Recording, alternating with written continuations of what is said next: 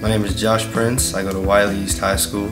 I'm 17 years old. I love football. I play football for the Raiders, and I'm a linebacker. I'm Cole Freda. I go to Wylie East High School. I'm 16. I'm a sophomore. I enjoy listening to music and going out to the lake and hanging out with my buddies and talking about God. I moved to Wylie about a year ago to live with my mom that lives down here. It was a long, drawn-out process, but with God's faith, I was able to live with her and my stepdad, Randy. I moved down here because I was living in foster care and there was some complications and conflicts that were going on. I've lived in Wylie since first grade. I went to Cox Elementary, then I went to Harrison, and after that Burnett. 2 weekends after I got here, there was this student conference called Refuel. It was, I was kind of nervous to go because I was new, I didn't really know anybody.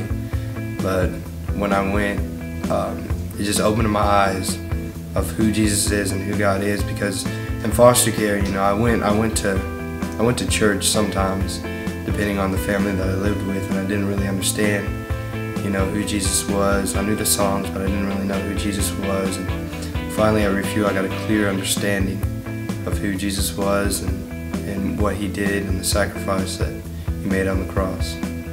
Around Burnett, I started to play football, and that's when I made a lot of my football friends, and I started hanging out with, like, not the best kids at the school, but when I hung out with them, it would make me, I guess, a little bit more popular. Me and Cole met, I think, around last year.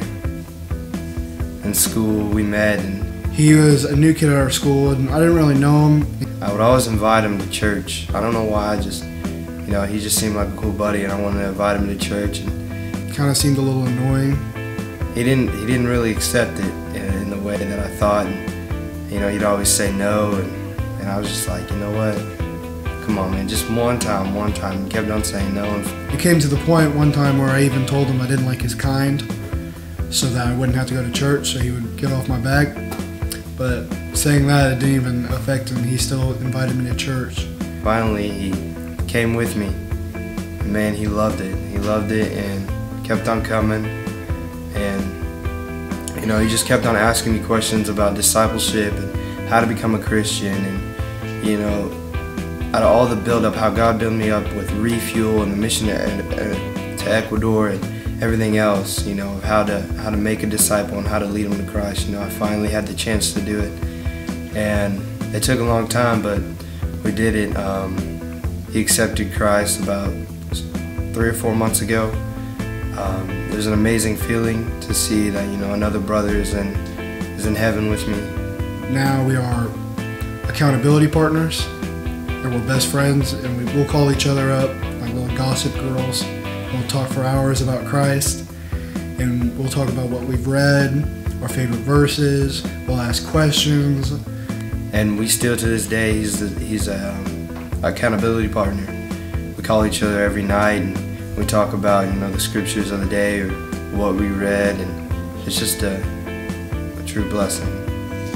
Me and Josh, as leaders in Christianity, we have gone out of our way to get as many people as we can to Christianity.